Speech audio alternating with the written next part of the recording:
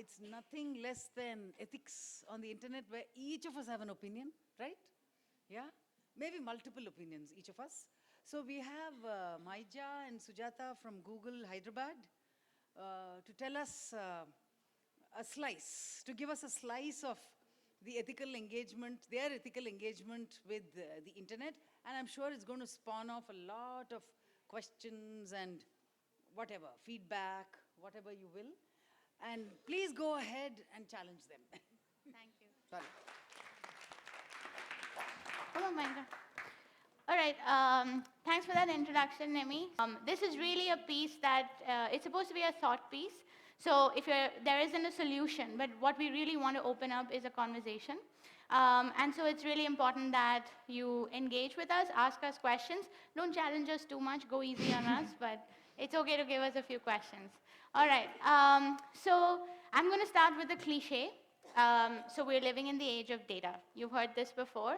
And organizations that have access to data are able to design really personalized experiences for their customers, for their clients, for users. And data has become a competitive advantage today. And of course, that then opens up questions around what is the responsibility of organizations that are dealing with data like this. And responsibility so far has been referring to terms like privacy and security. But what we're going to talk about here is ethics. And it's an emerging field of study. For those of you who are keeping track, the ethics of data, the ethics of research with user data, ethics of algorithms are topics that are now beginning to pick up steam. And so this is just going to introduce one aspect of that. And hopefully that will get you guys to start thinking about what it means for your products as well. But before we start, just to sort of lay a map for us as we're going to navigate through ethics, can I get a few shouted out terms for what ethics means to you? What's the first word? Sorry? Honesty. Anything else? Transparency, okay. Reality, okay. Morality, okay, sorry. Yeah. Any others? Trust. Excellent. Any others? Privacy, okay. Anybody from over there? You guys are really quiet. Okay, all right. So you're all right. So this is what ethics is. Now, as per the definition of ethics, it means the moral principles that govern your actions or the mode of performing an action. But over time and the vagaries of language and usage, it's begun to take on a lot of these connotations, and they're used in different contexts. So when you throw the word ethics out at somebody, like all of you gave me so many different words, they're connected somewhere, but they all have slightly different nuances. So this is to let you know what space this presentation is going to occupy. So we're going to be focusing on these four aspects of ethics. So being respectful as we engage with users on the internet, behaving with authenticity, showing concern for our users, and responsibility. So these are the four areas that we're going to talk about. But by no means does that mean that ethics doesn't also mean all of the other things. But just for the purpose of this presentation, this is our map. Now, the user's journey on the internet comprises of moments. And any of you who work in interaction design or who work in user design or product excellence will know that you want to identify the trigger for a user to reach out into their pocket, pull out a phone, open a smartphone app. And these could be any of those moments, right? They may be looking for information. They may be looking for travel guides. They might want how-tos, right? Or they may want to be researching something that they're looking to shop. But what we are now beginning to see is a slightly different sort of need that users are experiencing when they come to the internet. And this is, when users come, it's not necessarily a how-to. They are looking for information. They are looking for how-tos. They are looking for help, but it's slightly nuanced. But before I introduce what that nuance is, I want to just set the stage on why we think this is happening. And I believe that there are three aspects for why people are coming to the internet looking for this very specific type of nuanced help. So the first thing is, of course, the sheer volume and variety of information that is now available on the internet. The second is the rise of artificial intelligence, deep learning, search assistants, bots, which now make, when the user engages with the internet, it makes them feel that they're actually engaging with a very, very realistic emulation of a human person. So it's becoming more humanized.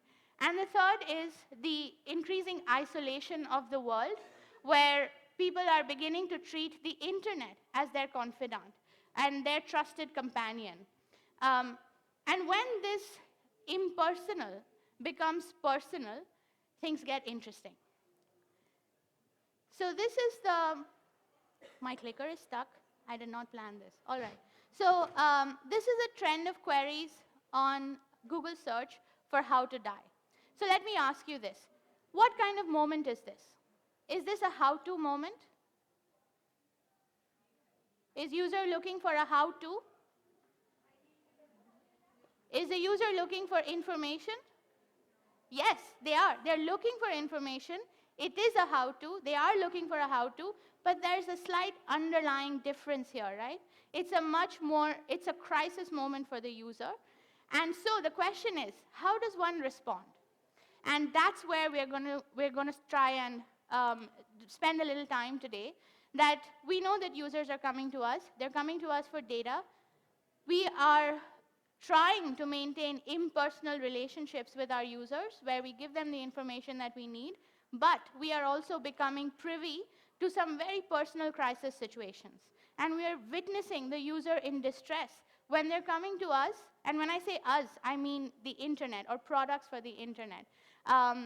They're coming to us, they're coming to technology, and sharing something that they may never share with anybody in the real life. Here's another example.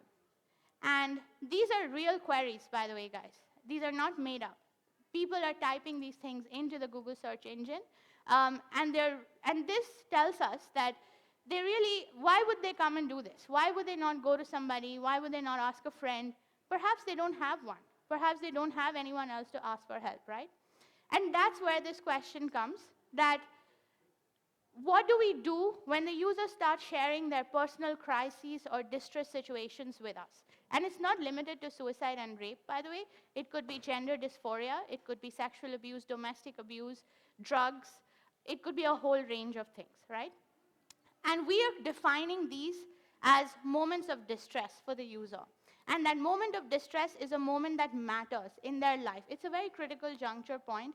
It could go anywhere from there. And so that's why we're saying ethics on the internet and how to react in a moment that matters. And of course, moments that matter could be, as I mentioned, many different situations.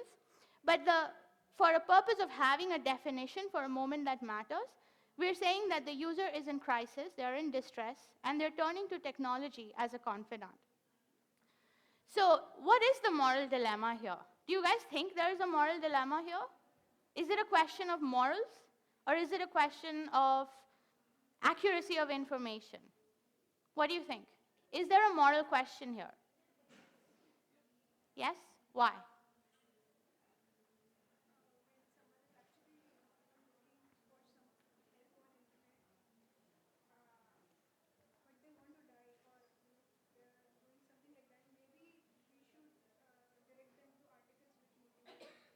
Okay, that's an idea. Direct them to articles that motivate them. Any others? So, and this is not just in the context of search. So think outside of search. They could do it on a chatbot, right? When I started my career, I used to take calls for technical support. And we've had users call us in the middle of the night. We think it's going to be a password reset call, but it turns into a conversation about, I'm really alone and I need to talk to somebody. And you have to counsel that person, right? So don't think in the context of search. Think about a chatbot, anything that offers a one-on-one engagement with the user.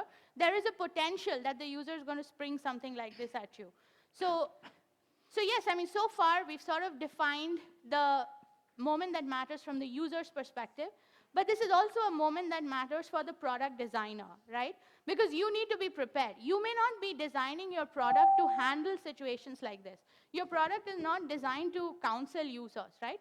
Your product is offering functionality, and we focus a lot on functionality. But users are unpredictable, And that's when you have to take a stance on what is the humane thing to do here.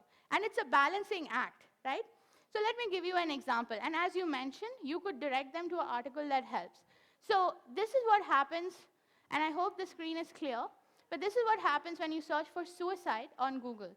So right now, what we're doing is if you scroll down, you do get results. You do get search results, websites which talk about all different aspects of it. But we also give them a national suicide prevention helpline. And this is called a one box. So it's right up there. The user sees it first. And they can choose to call that helpline for support. What do you think users felt about this? How do you think users felt about this? Yes?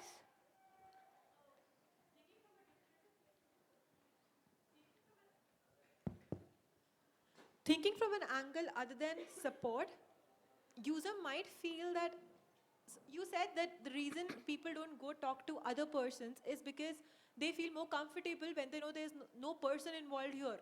They're Yes. just Googling it. They know nobody's going to judge them, nobody's going to preach at them. Yes. But if we are giving them results which says there's a suicide prevention lifeline, or if you're giving them articles which put down suicide in a little harsher terms, they might feel that it's just the same thing. Yeah, so there is a question of anonymity here, right? So users don't Right. go speak to friends because they don't want people to know. But thank you very much, and you can sit down. But there is a question of anonymity, and this offers anonymity, right? So this is a solution that we thought that, if people can speak to someone, and it's a choice, they can choose not to speak to somebody as well. But let me actually show you what users felt. So this is an example where someone didn't like it because they felt that this was overreaching, and this was the organization trying to influence how they felt, exactly as you mentioned, that it may make it worse, or it's just not our business, right? But on the other hand, there are also users who really like this feature.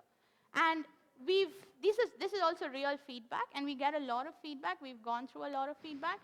And let's say that we get both sides of the story, but largely we see that people who've had a crisis or who've had someone close who went through a crisis like that, they really appreciate this feature, right? But then there are also some who feel that, why do you even care? You're this search engine, give us the results, and don't tell us what to do.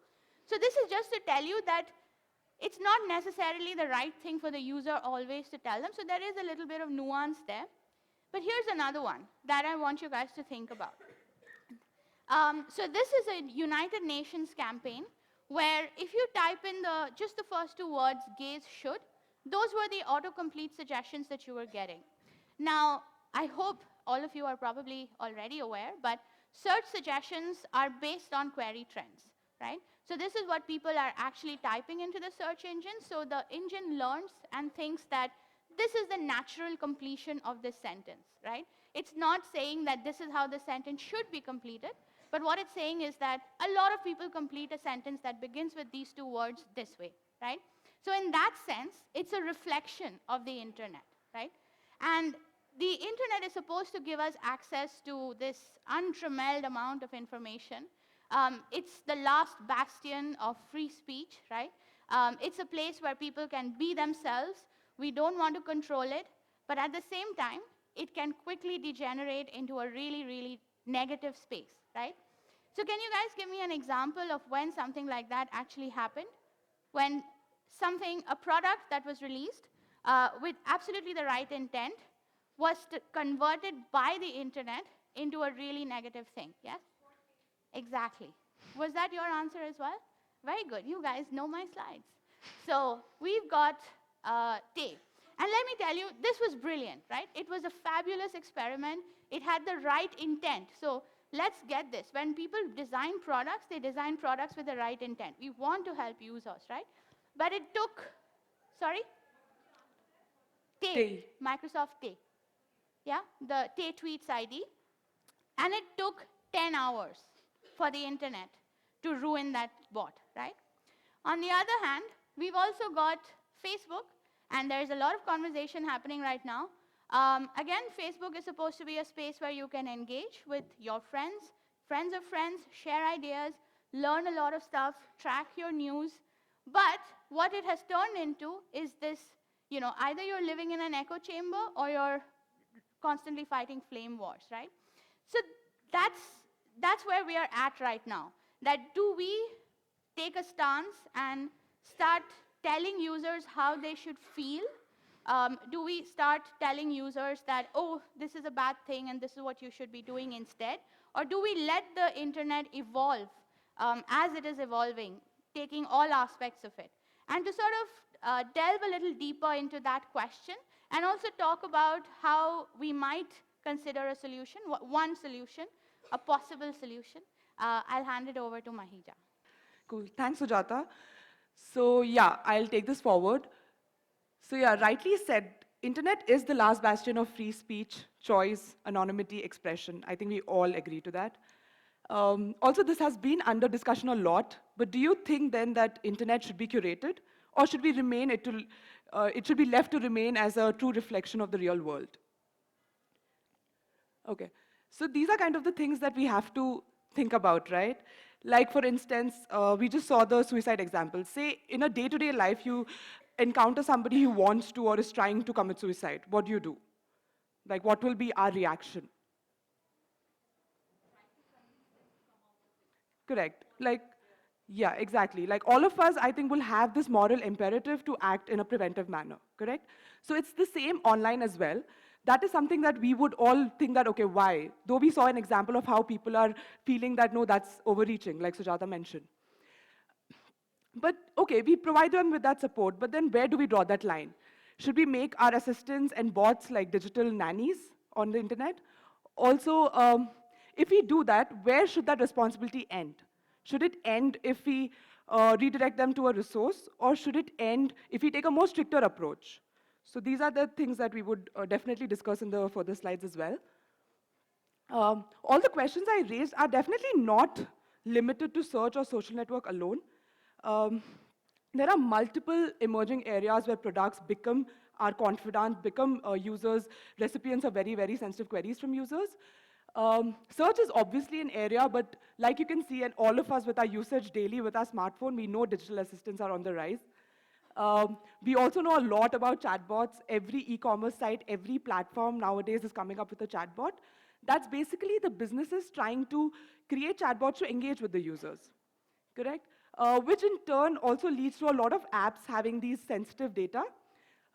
Here we've concentrated on healthcare apps where, say, you and me, we are like users and we have something that, something which is impacting our health and we don't know who to reach out to. It could be something which is just something that we might find embarrassing to ask somebody else. So who do I reach out to? I reach out to an app.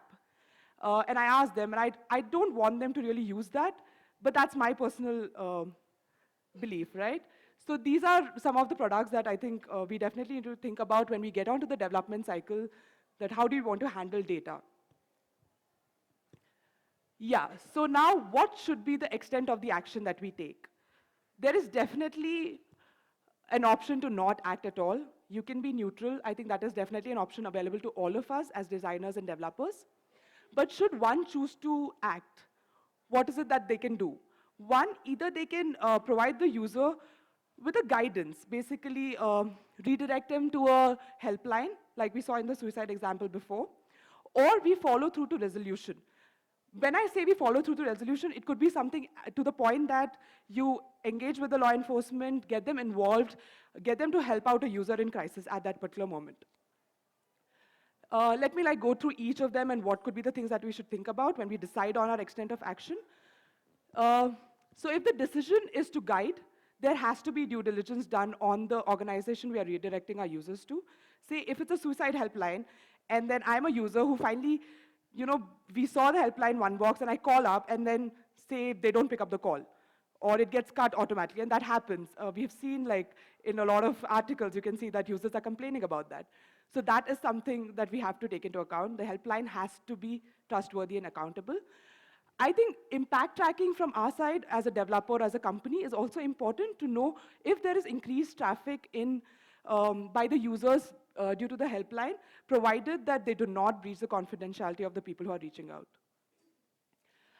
If you decide to follow through to resolution, now there are a number of questions to think about. We have to tread very, very carefully. So when is it okay to actually follow through?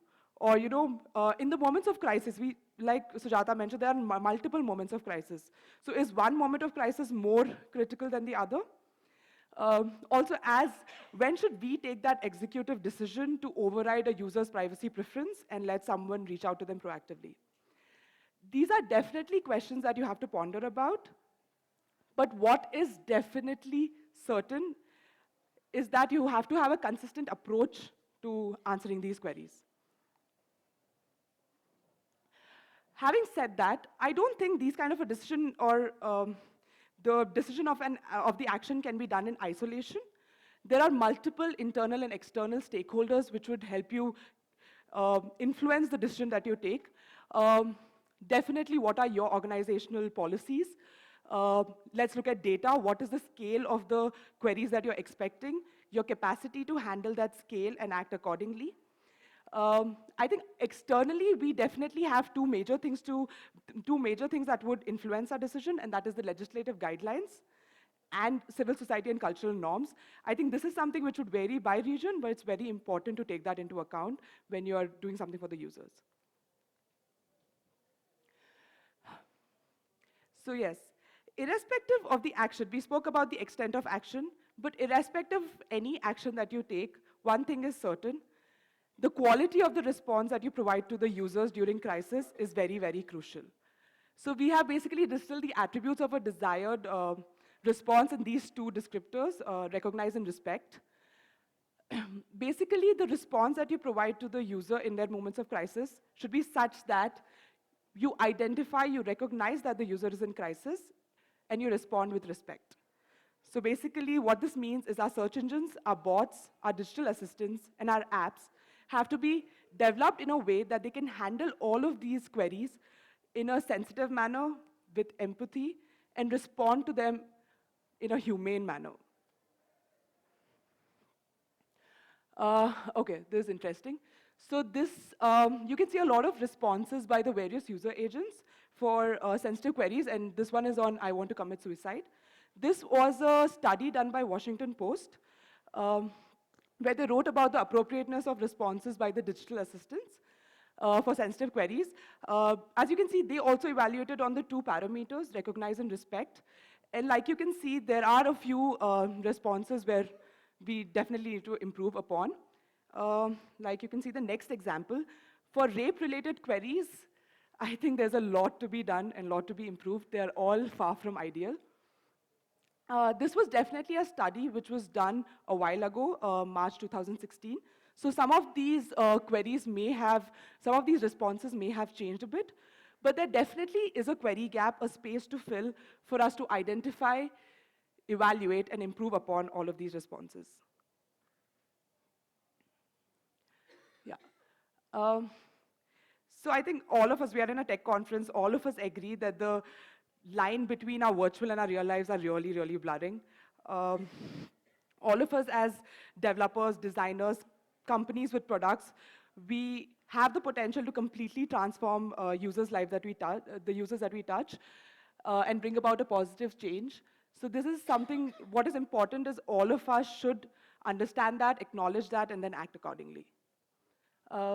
At the end, I'd like to say that this is still very much a field of study and debate. So we do not have definite solutions for you. So that's why we never, like none of our slides, we really prescribe what you should do. There's something that as an organization, depending on various factors, what all of you have to think about.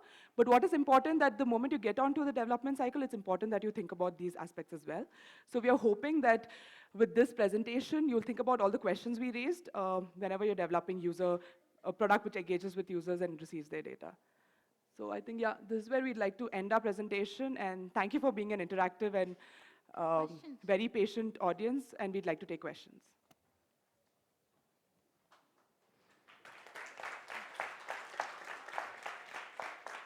Let's go to the next one. Any questions? It's not so much of a question, just something to discuss.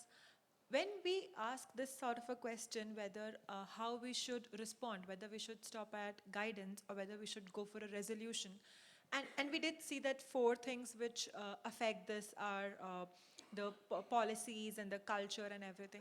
But whenever we try to come to an answer for this, to an answer for this, whether we want to guide or we want to resolve, what would be the way that we move forward? We cannot just, one organization cannot make this decision. It's more of a people question, right? So it depends. Well, there are two parts to your question, right? One is how do we arrive at a decision, and the second one, is it an organization decision or is it a coalition decision, right? And I think that as we start having conversations about this, which is why we're here, but as we start having conversations about it, we should definitely collaborate and think about what is the right, the appropriate thing to do. And it's not something that just technology industry alone has to do. This is something that should involve civil society, academics, all of them, right? And there are, various centers. So there's the Center for Digital Ethics, which is beginning to start to talk about some of these things. But so while that happens, and definitely get involved, and we're happy to share a few resources afterward. But even as you're designing, the important thing that you need to remember is the functionality is not enough, right? I mean, there's going to be, you might design it to handle a certain type of query, a certain type of thing, but it's obviously going to evolve, and the users are going to start throwing things at it that it may not be expected to, it may not be equipped to handle. So that was to your second point, which is, should it be a coalition or should it be an organization in isolation? To your first point, that how do we arrive at a decision? It's really something that depends on the stance that your organization is taking, right? So, for example, there are some topics like child trafficking where the entire world is agreed that that's very bad, right? And so we want to act on that. So it's easier to build coalitions for topics like that. But for things like gender dysphoria, different regions think differently. There's different legislation. Those are going to be tougher things to handle. But you don't, whether you give them a source of support or not, you still have to respond with respect and respond with empathy. So build your response first, and then think about, is this something that other countries or other organizations will feel about similarly? And then think about how do we move that needle and get more and more topics into that umbrella. So I hope that I think gives you a direction at least. just to add and reiterate one of Sujata's point, I think it's very important to understand what you're building for, because moments of crisis, whatever we said, are also not an exhaustive list. So every time there'll be new things which keep coming up. So it's important that, like, to your second point of collaboration, it's very important that all of us understand or collaborate over it so that we can actually work towards reaching all of those moments of crisis. So I agree that it has to be a collaborative effort.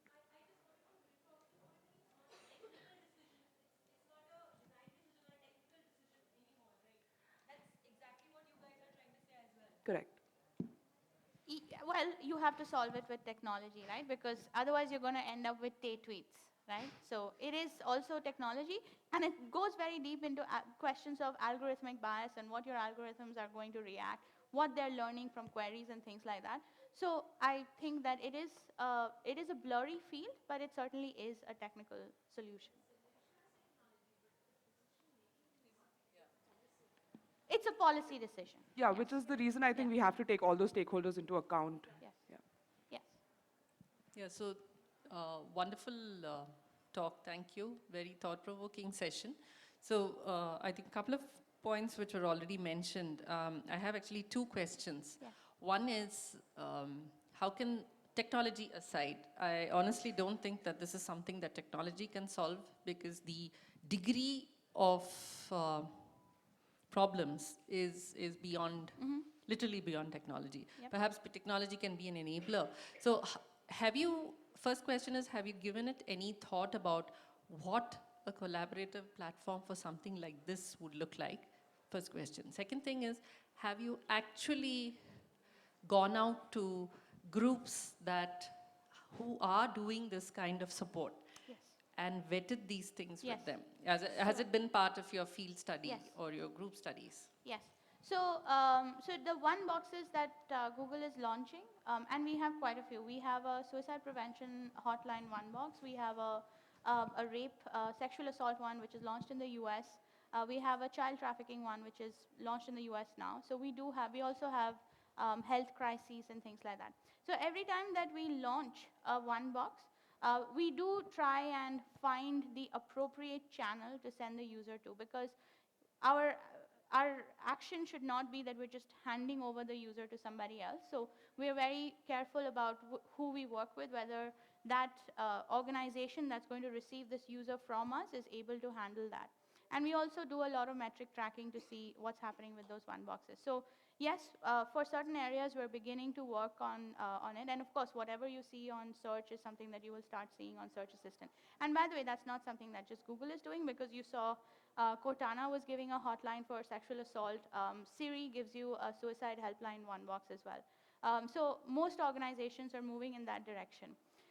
In terms of groups that we work with, like I mentioned, some topics are easier to collaborate on because the whole world agrees. So we do have collaborations of organizations on prevention of child pornography, child trafficking, and things like that. And we have one boxes and places to go and report and follow through. And we try to identify, of course, children in crisis. So those are things that are easier to get off the ground, but of course there are some others where it's a little bit more, it's a little tougher. But of course this is an ongoing conversation, so we'll continue to build as we go along. Any other questions? Yes? This is a very active side of the room. Yeah. We talked about ethics of internet, and as you just said, you have some metrics, you're tracking all of this. So are the customers aware that you are tracking metrics, and how is data being stored? I mean, all of this is like sort of invading So let me privacy, clarify. and So let me clarify ethics what are we are. involved in Let me this. clarify what we are tracking, right? So this is, I know where you're going with this question. So we don't track data about the user who's calling. We don't track data about which user called which helpline or things like that. What we're looking at is for queries, that what kind of queries are getting this hotline one box impression, right? So are we serving it for the right kind of queries? Are we serving it for the wrong kind of queries? So for example, if you say, I was raped, and the hotline is served, but my husband beats me, and the domestic abuse hotline is not served, then that's a problem. So we look at accuracy and triggering and things like that. We also look at, and of course, by the way, the organizations where they call, they don't share that information back with us. They don't tell us, they don't even tell us if they saw a spike in calls.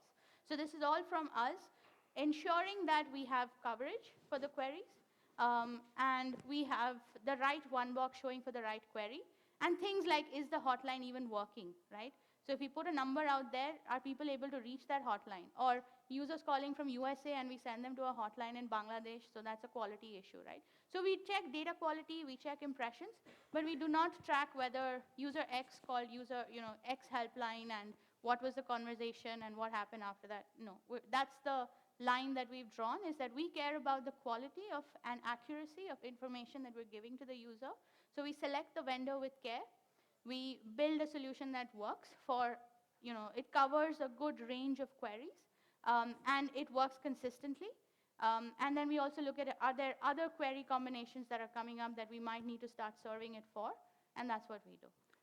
I think just to add where we said that we would like to do impact tracking and understand increased traffic, though we, like Sujata mentioned, we don't get it, and even if we or any organization or any product seeks for it, they have to ensure that there's no breach of confidentiality. When we say that, it's always an aggregated level of data that we are looking at.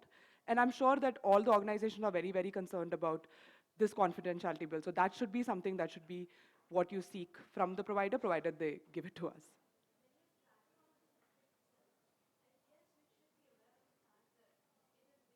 As metrics, though it's anonymous. If you go to Google Trends, you can see the query Yeah. trends yourself. So the data that we showed you are aggregated Google Trends data, which is publicly available to everybody. So we So never, you can see yeah. it yourself.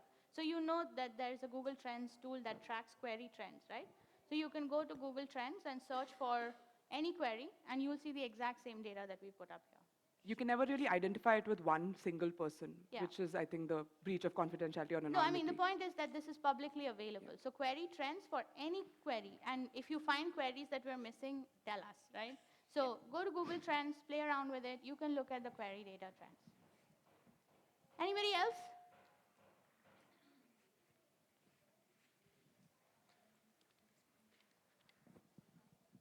So ethics are sort of based of morals and values, and that varies from country to country, Yes. right? So how do you go about, say, handling a situation in US, a suicide or rape Yeah. situation, and a situation in India? Yes. Because I think respect and responsibility would vary Yes. country-wise, right? So Yes. how do you go about that? So we work very closely with public policy in every region. We also work with civil society bodies in the region that we are at. And so, yes, it has. So we try to ensure that whatever action that we take is sensitive to the region that we are operating in, and the action that we take also is appropriate. But at the same time, I think that there are certain values that every organization has. The issue happens when the values of the organization are in conflict with the values of the location, and that's obviously, it's a much bigger topic of conversation.